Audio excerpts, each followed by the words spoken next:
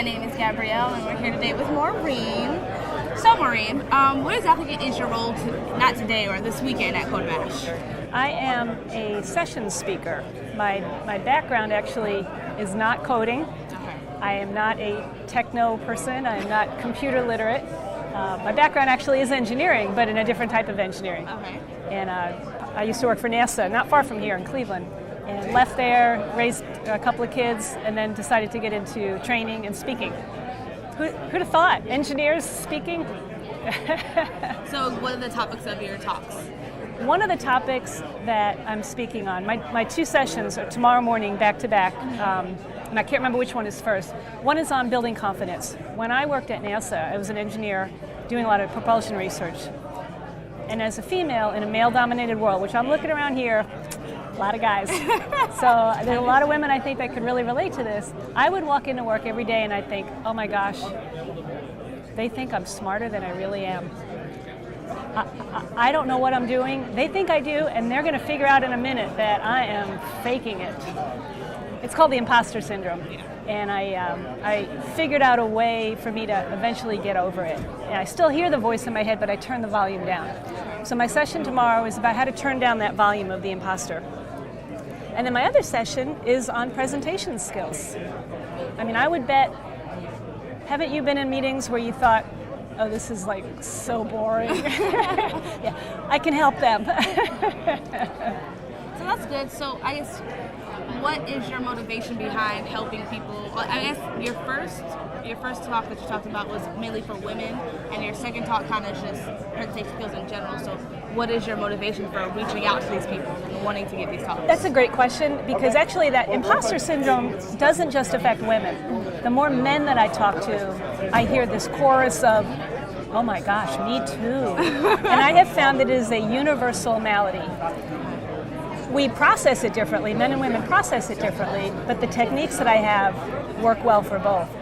And when I explain some of the techniques to people and I see that light bulb go off, that's great. The presentation skills, I don't know, I guess my motivation is that there are just so many people that are really needing help. And I love to help. I was not a good presenter when I was at NASA. I was horrible, actually. My boss even told me, you're terrible.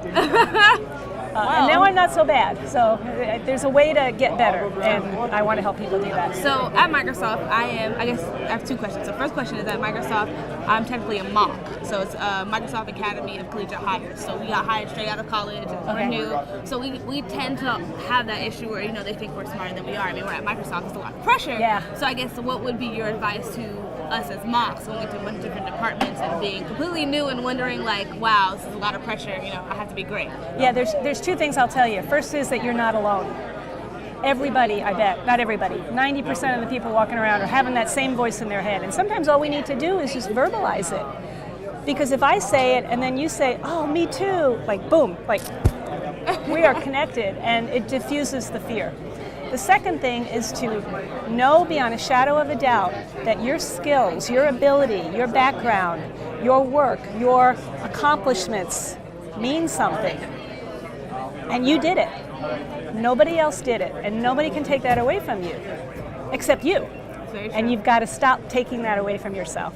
So those two things, know that you're not alone, and own your accomplishments, because they are what got you to where you are. Okay, and then my second question is, my actual role at Microsoft, I'm a technical evangelist. So it is my job to actually do what you're doing, which is go around and give a bunch of talks and presentations. So what is like the main thing you teach when you are telling people how to make their presentations better?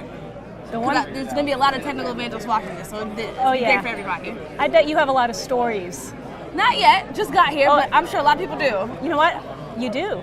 You just have to mine your mind for them. And when you start to tell more stories in the context of your presentation, it draws people in, because we need to connect to the emotion before we connect to the logic. Even with technical people, even with engineers, even with coding folks, even with computer people, even with scientists, we're all human at our core, and we love stories. So that's the first thing I tell people is add stories, your personal stories. They don't have to be long, I climbed Mount Everest and I lost my leg. They don't have to be those kinds of stories. But they could just be stories like, one day I was explaining this to somebody and they got it. It's a story, and it makes it human. Okay. No, that makes a lot of sense. So, do you feel like every time you present, you get better? Like you take your own advice and you get better each time? Or do you just feel like I'm the bomb now, like that's it? Oh, no, I'm never there. No. I have bombed. That I've done. Okay. Presenting is a work in progress, and it is something that you get better at the more you do. I'm always learning. I'm always improving. I crave feedback. I love to have people tell me, I ask them, what did you learn? What could I have done better? And what will you do as a result of what you've learned? And if they answer that last question, I'm gold. That's great. That's my paycheck. Well, that's awesome. Okay, so I guess for the audience, is there any way that people can contact you if they ever, have questions, presentations, or anything like that, like an email, or if you have a Twitter or a blog? Yeah, I'm probably one of the most accessible people out there. Awesome. I am. I'm on Facebook, Twitter, LinkedIn. My website is maureenz.com. Okay. That's MAUREENZ.com. All of my contact information is there. I blog semi-regularly, but I've got some information about my services and my background and some tips and all kinds of things there. Awesome. Okay, well, thank you for joining us. And so you heard it here. If you need any tips or advice, maureenz.com. Check it out.